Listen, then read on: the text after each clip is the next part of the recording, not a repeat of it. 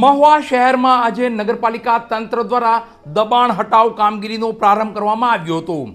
નગરપાલિકા દ્વારા અગાઉ 15 દિવસ પહેલા દબાણકર્તાઓને નોટિસ આપવામાં આવી હતી, પણ છતાં પણ દબાણકર્તાઓએ દબાણ ન હટાવતા આજે નગરપાલિકા તંત્ર મહુવા દ્વારા પોલીસ વિભાગ અને ફાયર વિભાગને સાથે રાખી દબાણ હટાવ કામગીરી શરૂ કરી હતી।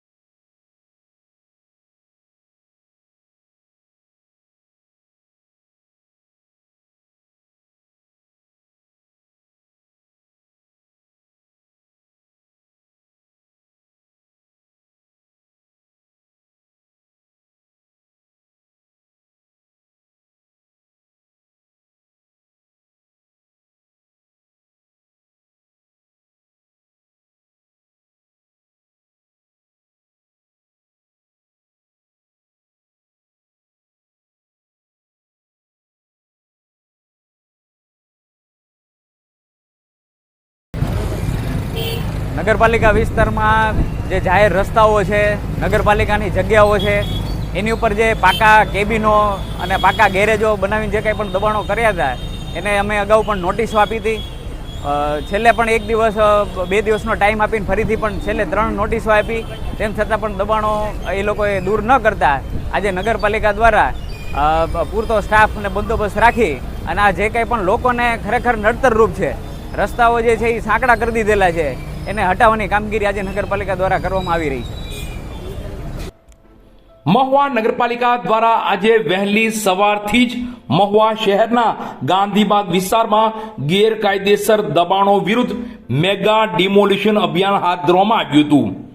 ચુસ્ત પોલીસ બંદોબસ્ત વચ્ચે નગરપાલિકા તંત્ર દ્વારા ગેરકાયદેસર બાંધકામો જમીનદોસ્ત કરવામાં આવ્યા હતા। મળતી માહિતી મુજબ થોડા દિવસો પહેલા જ મહુવા નગરપાલિકાના ચીફ ઓફિસર દ્વારા ગાંધીબાગ વિસ્તારના દબાણકર્તાઓને કાયદેસરની નોટિસ પાઠવવામાં આવી હતી।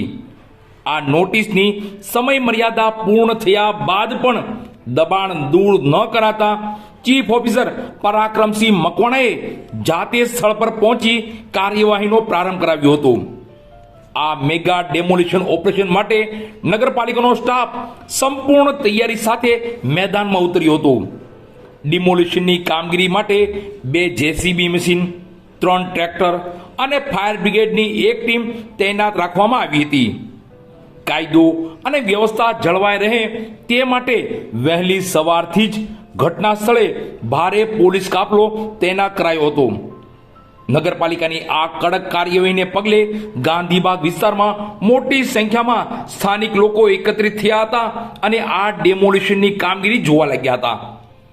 મહુવા નગરપાલિકાના ચીફ ઓફિસર પરાક્રમસિંહ મકવાણાએ જણાવ્યું હતું કે શહેરમાં ગેરકાયદેસર દબાણો કોઈ પણ સંજોગોમાં ચલાવી લેવામાં આવશે નહીં। નિયમ મુજબ નોટિસ આપ્યા બાદ જ આ કાર્યવાહી કરવામાં આવી છે અને આગામી સમયમાં પણ આવી ઝુંબેશ ચાલુ જ રહેશે। વધુમાં તેમણે ઉમેર્યું હતું કે શહેરના વિકાસ અને ટ્રાફિકની સમસ્યા નિવારણ માટે દબાણ મુક્ત મહુવા બનાવવું ખૂબ જ જરૂરી છે. હું મિથુન શિયાળ આજરોજ મહુવા નગરપાલિકા દ્વારા ગાંધીબાગ વિસ્તારમાં જે ડિમોલેશન થઈ રહ્યું છે એના માટે માત્ર કહેવાનું એટલું જ છે કે અત્યારે એટલી બધી બેરોજગારી છે અને એવડી બધી મોંઘવારીનો માર પડી રહ્યો છે, છતાં પણ અત્યારે જે ડિમોલેશન થઈ રહ્યું છે એ બહુ આમ સારી બાબત છે, પણ દુઃખદ ઘટના છે કે કોઈ પણ વ્યક્તિ છે એક રોજગાર ચાલે છે એમાંથી 5 વ્યક્તિનું ઘરમાં એ લોકોનો હાલતું હોય છે. અને અત્યારે જે ખરેખર ડિમોલેશન કરવાનું હોય નગરપાલિકાએ તો એના માટે કોમર્શિયલ બિલ્ડિંગ ઘણા બધા છે, જેમ કે ડોક્ટર સ્ટ્રીટ, ત્યાં એવડી બધી ટ્રાફિક થાય છે, ત્યાં તમે જુઓ તો એમના દર્દીઓના તમામ વાહનો બહાર પડ્યા હોય છે. એક પણ હોસ્પિટલની અંદર કે કોમર્શિયલ બિલ્ડિંગમાં કોઈ જગ્યાએ પાર્કિંગની વ્યવસ્થા છે નહીં. તો તંત્રને જે લોકો વ્હાઇટ કોલર તમે જેને ગણો છો એ લોકો દબાણ કરીને બેસે તો એમાં કોઈ નગરપાલિકાએ કંઈ લેવા દેવા છે નહીં, એને કોઈ નોટિસો ફાળવવામાં આવતી નથી. છતાં જો નગરપાલિકા કરવા હોય તો વ્યવસ્થા માટેના ઘણા બધા કામ છે, જેમ કે ઘરે ઘરે કચરાની જે કચરા પેટી આવે છે એ કોઈ ઘરે ઘરે કચરો ઉઠાવવા માટે આવતા નથી. હાલમાં ડ્રેનેજો પણ ભરાઈ ગઈ છે, જેમ કે અમારા 7 નંબર વોર્ડમાં સિંગલ વિસ્તાર જે છે ત્યાં બહુ જ ખરાબ પાણી આવે છે, તો એના વિશે પણ આ લોકો કંઈ વિચારતા નથી. પછી ગુજરાત ગેસ કે જે લોકો અહીંયા ખોદીને વહી ગયા એના જે બ્લોક કાઢેલા પડ્યા છે હજી એ પણ ફિટ કરવામાં આવ્યા નથી. નલ સે જલ યોજના જે છે એ લોકોના પણ જે બ્લોક કાઢીને વહી ગયા છે એ પણ લોકોને હજી નગરપાલિકાને દેખાતું નથી કે તંત્રને ધ્યાને આવતું નથી. પછી હાલના સમયમાં જે રોડ ખોદાણો છે એમાં ઘણી બધી કડું પડી ગઈ છે, તો એ લોકો કડું પૂરવા માટે કોઈ પણ ધ્યાન દેતા નથી. એટલે જે કરવું ડિમોલેશન કર્યું બહુ સારી વાત છે, પણ લોકોના રોજગારને લોકોના ધંધાને એમને પણ ધ્યાને રાખવા પડે. અને મહુવા શહેરના વિકાસ માટે, મહુવા શહેરના સારા કામ માટે અથવા તો મહુવા શહેરના સારા માટે જો કરવા હોય તો ઘણા બધા કામ છે. આપણે તંત્રને અને નગરપાલિકાને વિનંતી કરીએ કે આવનારા દિવસોમાં પણ આ સારા કામ તમે કરો અને મહુવાને સ્વચ્છ